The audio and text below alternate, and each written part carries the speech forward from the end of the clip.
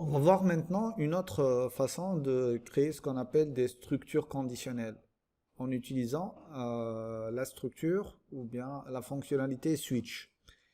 Donc cette fonctionnalité switch, si on veut l'introduire de point de vue algorithmique, eh ben, ça va être la fonctionnalité selon. Donc on va créer un petit algorithme qui va modéliser cette fonctionnalité-là. Et à partir de cet algorithme-là, on va essayer de le traduire en langage C. Donc voici la syntaxe de selon. Donc on va commenter tout ça. Donc ça va être selon. Et là, on va donner une propriété calculable. C'est-à-dire qu'on va donner un truc qui va être ou bien un entier ou bien un caractère. Donc ça va être selon notre variable. Et ensuite, on va faire un petit for. Et là, qu'est-ce qu'on va faire ensuite? Eh ben, on va donner les différents cases, donc les différents cas. Et selon ce cas-là, par exemple ici, on va faire un case 1. Eh ben, on va créer une opération. Donc, une opération, une. D'accord? Après, on a case 2, ça va être une opération. Ici, lorsqu'on dit opération 1, c'est plutôt un bloc d'opération. On peut avoir un bloc complet d'opération qu'on peut reproduire en fait. Donc ça va être ça. D'accord? Donc selon ce que vous avez besoin et après on peut avoir autant de cases que vous voulez. Après, si aucun des cas n'est exécuté, on peut ajouter l'option sinon. Donc c'est bloc d'opération en cas où on ne matche rien, tout simplement. Et donc là, on va faire ces opérations-là. Donc, et là, on a notre fin selon qui va finaliser ce bloc-là. Donc ça s'utilise surtout pour éviter une succession de sinon si, sinon si, sinon si, sinon si, etc. Donc dans le cas où vous avez besoin de faire plusieurs cas, vous pouvez utiliser le selon.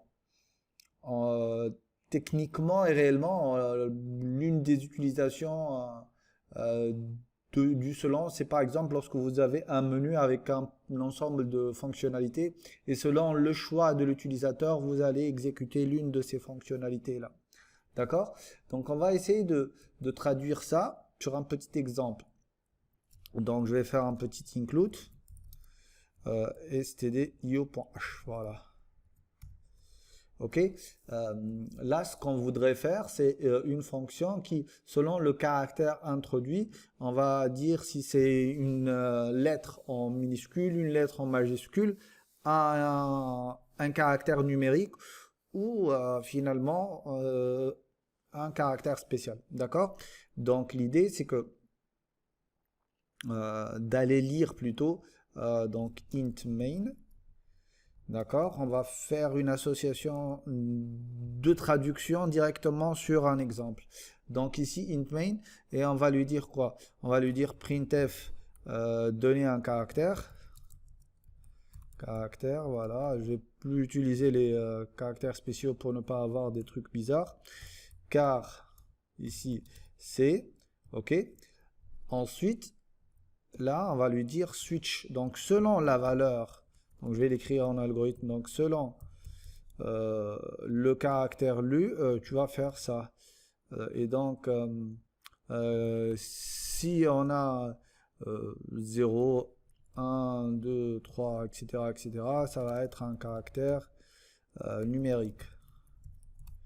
Après, si c'est 1 jusqu'à Z, ça va être une seconde. Ça va être une lettre minuscule.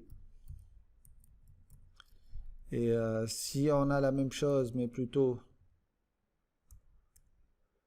avec un grand A et un grand Z, ça va être une lettre majuscule. D'accord?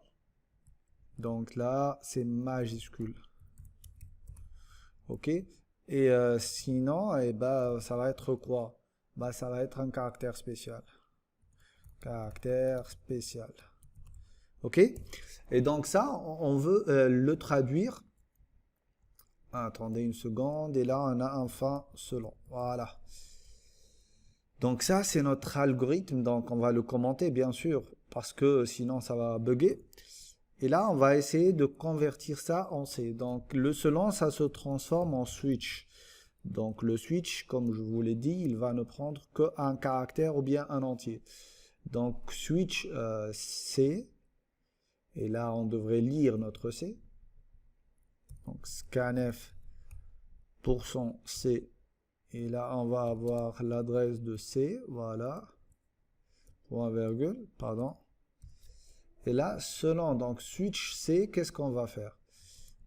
En fait, avant, on n'avait pas le droit d'utiliser des intervalles en C, mais à partir de la version C11, on a le droit. Donc, on peut lui dire que case 0 jusqu'à 1, 2, 3, donc c'est 3 points, jusqu'à 9, et ben, qu'est-ce qu'on va faire ici? On va faire un printf caractère numérique. Donc, je vais prendre tout ça. Voilà. Ici, on va mettre caractère numérique, d'accord? Ici, au lieu de mettre 0, 1, 2, 3 jusqu'à 9, on aurait pu lui dire bah, entre 0 et 9, et bah, tu vas avoir un caractère numérique. D'accord? Ensuite, on va copier ça et on va reprendre. Voilà, tout simplement. Maintenant, puisqu'on sait que les caractères alphabétiques, que ce soit minuscule ou majuscule, se succèdent, donc on peut lui dire que ça, c'est un caractère, c'est une lettre minuscule, quoi. Donc, lettre minuscule, minuscule, minuscule. Je me trompe pas chaque fois, minuscule. Je sais plus. Et là, on va lui dire que c'est une lettre majuscule. Donc, lettre majuscule. Donc, une seconde. Donc, qu'est-ce qu'on a dit? Ça, c'est minuscule. Et là, on va avoir la même chose, mais en lettres majuscules. Voilà. Enfin. Et donc là, ça va aller du A vers le petit z, et là, vers le grand Z, et là, c'est grand A. D'accord? Maintenant, l'équivalent de ça, c'est default. Donc ça, c'est l'équivalent du sinon. Et là, on va faire un petit printf. Qu'est-ce que j'ai? Printf, donc,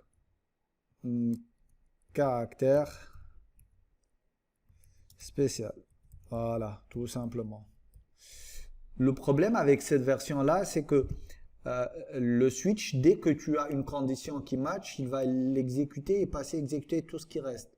C'est-à-dire que s'il trouve un 0, il va nous afficher caractère numérique, lettre minuscule et lettre majuscule. Donc je vais ajouter des anti/n pour que ça soit plus visible après, et je vous donnerai la solution pour remédier à ce problème-là. Donc ici, je vais dire que c'est un switch.c. D'accord? Là, il va exécuter. Si je lui dis 0, c'est caractère numérique, lettre minuscule, lettre majuscule et caractère spécial. Donc, qu'est-ce qui s'est passé? Il a matché le 0 dans cet intervalle-là et il va afficher ça. Et tout ce qui va après. Donc, si par exemple, je lui ai donné petit a, là, il va juste m'afficher minuscule, majuscule et autre caractère spécial et ainsi de suite. Donc, le problème, c'est ça. Donc, la solution, c'est d'ajouter un petit break pour lui dire c'est bon, ce bloc-là, il est terminé, va sortir du bloc le plus profond. Donc, si c'est le switch, et donc il va sortir directement.